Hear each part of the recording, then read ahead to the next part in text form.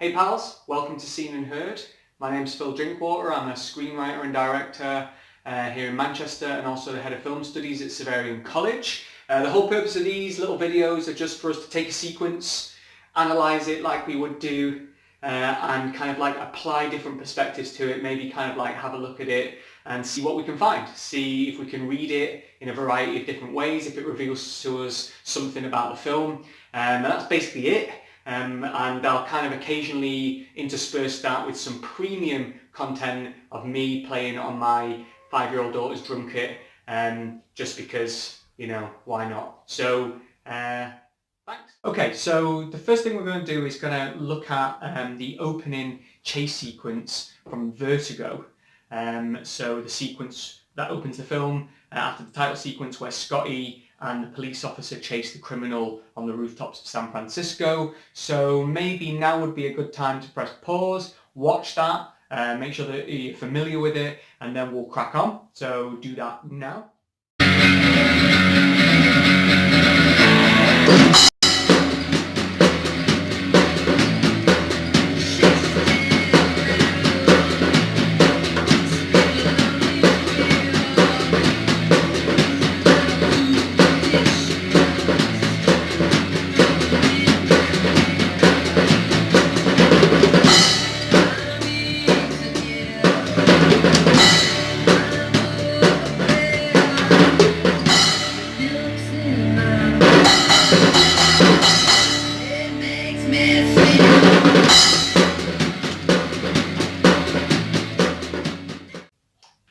Welcome back.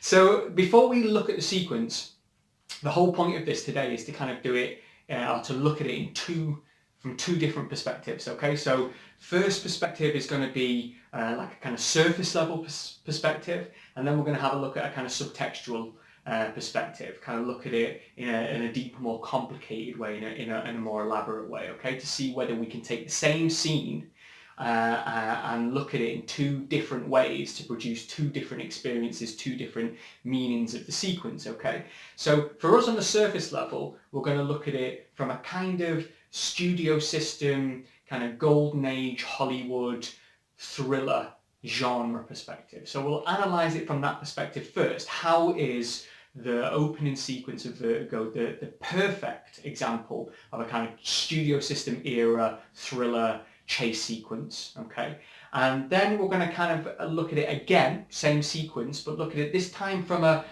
Freudian perspective, from the perspective of kind of a psychoanalytical perspective, because obviously this is something that Hitchcock was massively interested in, something that permeates all of his work. So we'll look at the same sequence and see if we can see something different in it a second time.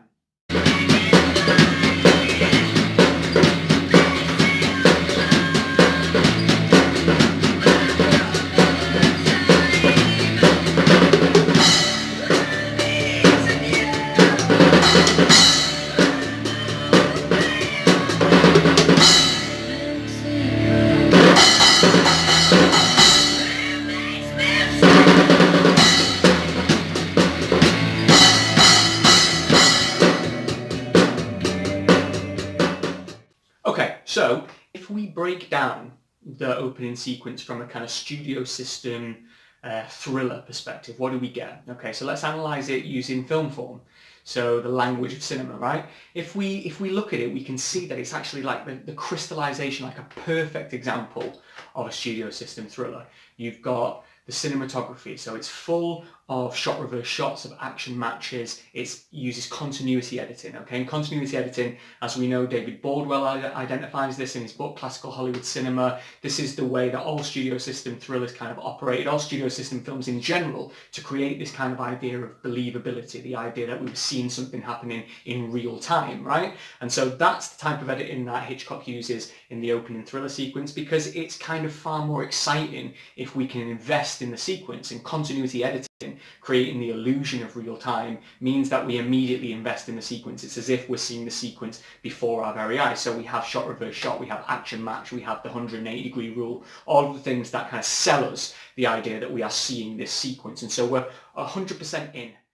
Then, in addition to the continuity editing, we've got things like the non-diegetic score, Bernard Herrmann's incredible score, which anchors the emotion. It runs parallel to the action, so it matches the tone and the atmosphere of the sequence. It's an exciting, suspense-filled kind of piece of music, and so therefore we kind of are fully invested again in the same way that we're invested with the continuity editing. It's part of the sequence and we are kind of mirroring the kind of emotions of the protagonists, okay? So the music kind of allows us to do that. So Bernard Herrmann's music is another thing that anchors our emotion. It runs parallel to the kind of action and the tone that we see on screen. So everything is matching up, okay? We've got a series of kind of, in terms of cinematography, we've got things like close-ups, we've got extreme close-ups, we've got establishing shots of the city, all of these things that kind of fit a studio system film. So the establishing shot, which establishes where we are, gives us geographical context so we understand where we are and we feel grounded within the action. And then a series of kind of close-ups and extreme close-ups, which obviously use to kind of intensify emotion,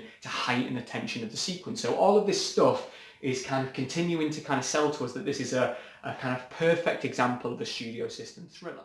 So now let's look at the mise-en-scène. First thing, it's nighttime, okay? So it's low-key lighting, and therefore this, again, is something that we associate with the thriller genre, the idea that things that happen at nighttime are far more dangerous.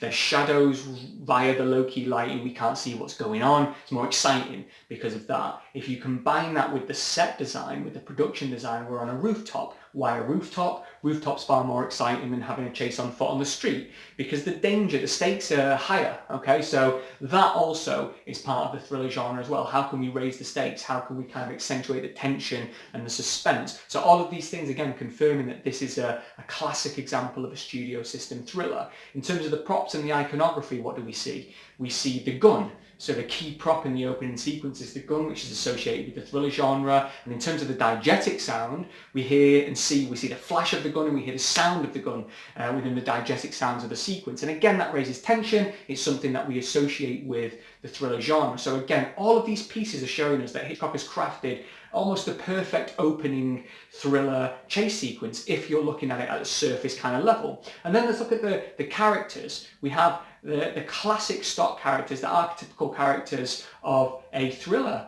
film. Okay, we have a cop, we have a detective, we have a criminal. Okay, now identifiable via the costume design. Okay, kind of trilby hat of the detective, the police uniform of the cop, and then the kind of more casual, kind of loose clothing of the criminal as he kind of like escapes through the rooftops of San Francisco. So what we've got here again are kind of like stock characters, three almost mythical characters at this point that we identify with the thriller genre. So when we take all of these things together, mise-en-scène, cinematography, editing, sound, we have the absolute kind of classic ingredients of a studio system thriller genre film. So we can look at it at a surface level like that.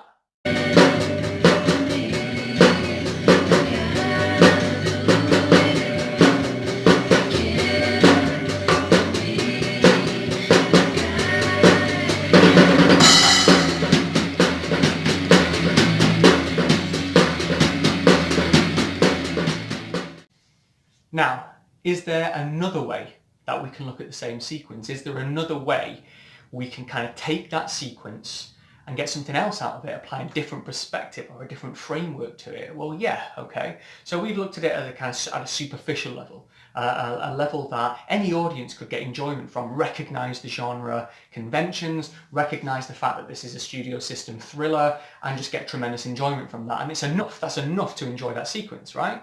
But then we can come at it from a different perspective and we can say, okay, let's take that away and examine this from a kind of auteur perspective. What do we know about Hitchcock? We know, one of the things we know about him is that he was massively interested in Freudian psychoanalysis, that there was a huge deal to him. He was a student of the works of Freud, and like a lot of those filmmakers of the kind of 40s to 50s, it kind of found its way into his work. What they saw in Freud was, and obviously it's irrelevant to us whether we agree with Freud or we don't. He was a strange man, right?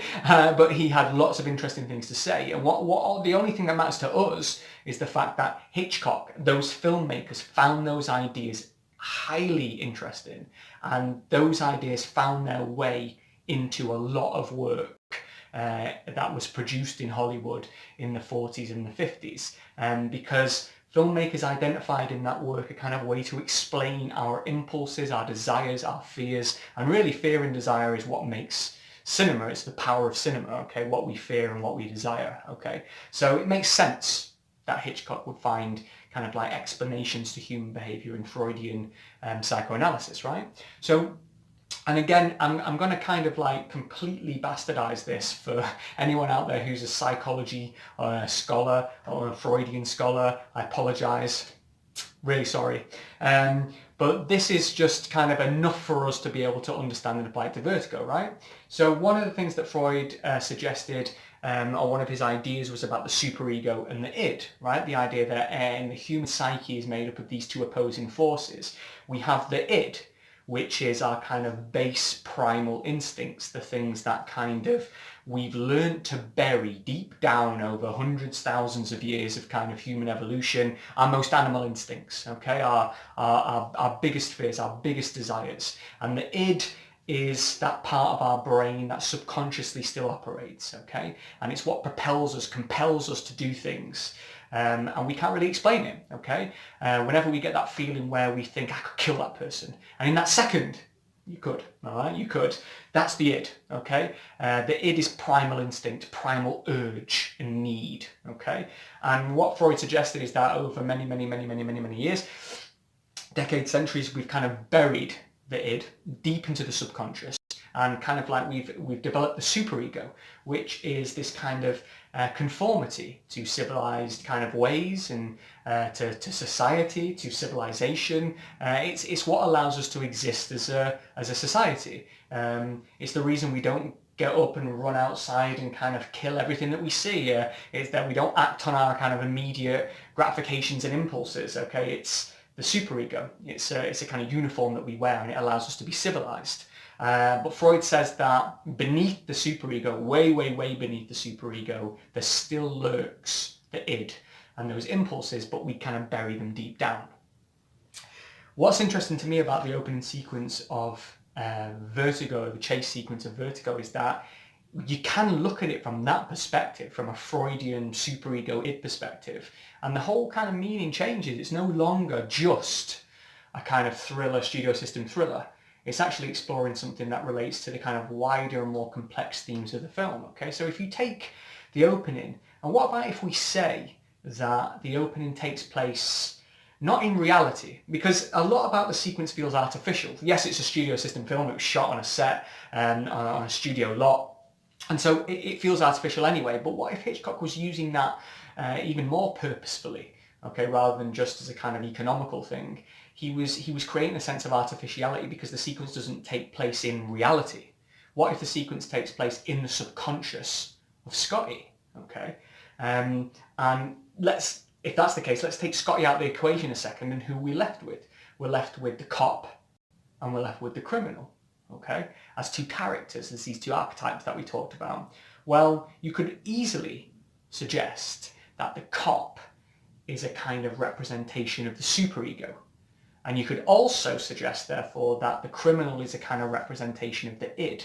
Makes total sense. The cop is a moral enforcer, someone who keeps law and order, someone who allows us to exist in this kind of society with rules and regulations, the superego. And the criminal is a figure who has decided to abandon civilization, rules and regulations and law and order, and act on his needs and wants and his gratifications and impulses and commit these acts that kind of transgress civilization. So he's the id, right? And we could argue therefore that if we're in the subconscious, if we're in Scotty's subconscious, that this is Scotty's superego and id. And it makes sense for us to say that we're in Scotty's subconscious. We're always looking for patterns and evidence. Well, Vertigo is a film of two halves. It's a film that kind of feels like the film happens, it takes place up until Madeline kind of tumbles from the bell tower, and then it kind of restarts, happens again. It's like a remake of the film that we've just seen, okay? And everything starts again, but this time Scotty and Judy instead. And it's like the first film takes place in a kind of cinematic fantasy, and the second half is that film again, but this time it's about what happens if you take cinematic fantasy and you try and recreate it in the real world, and what that results in is this kind of nightmarish scenario. So the film is like a film and then a remake of the film in a realist, nightmarish kind of way, right? And the second half of the film, if you remember, kind of starts again in Scotty's subconscious with that famous dream sequence, that surrealist dream sequence where he wakes up. So if the second half of the film, if the film, when it starts again, starts in the subconscious of Scotty, wouldn't it make sense that the opening chase sequence, the start of the first part of the film, is also in his subconscious? Okay, and then if we run with that idea, what we have is the superego and the id, Scotty's superego and Scotty's id. And what happens to them? Well, superego is destroyed. Cop falls to his death. Okay, Scotty watches the police officer fall, so the superego is destroyed. And the criminal, the id, Scotty's id, is free to run into the night, to disappear, to avoid punishment, and to roam free and continue to act on his kind of like immediate impulses and desires. Okay, and if you look at the rest of the film, it's like foreshadowing for exactly what happens in the rest of the film, which is the story about Scotty as a man who is first trains to be a lawyer, then he's the kind of police officer, and then it's about him just very slowly shedding the superego, shedding all of the constraints that kind of keep him bound up. If you remember the first sequence after this in Midge's apartment, he's literally bound up. He's wearing a kind of corset thing that binds him. He says it binds him. Next day he gets rid of it. Then he sees Madeline, then he follows Madeline, falls in love with Madeline, sees Judy, becomes this animalistic, primal character who's acting on his impulses until the end of the film is just a completely different character. This is a kind of animalistic man, a hyper-masculine figure, dragging Judy up the stairs, leading her to her death, and kind of physically, verbally, emotionally abusing her for the second half of the film until he kind of stands over her kind of dead body as the final image of the film. Having destroyed her, he's gone from superego to id. He's allowed his id to roam free. And if you look at the opening sequence of Vertigo, the chase sequence, if we look at it from a Freudian perspective, it's no longer just a kind of a thriller, a genre set piece. It's now a kind of really complex exploration of Freudian ideas, and set in the subconscious of our protagonist. So that's kind of how you can take one scene and examine it from two different perspectives, each one valid, and get more from it.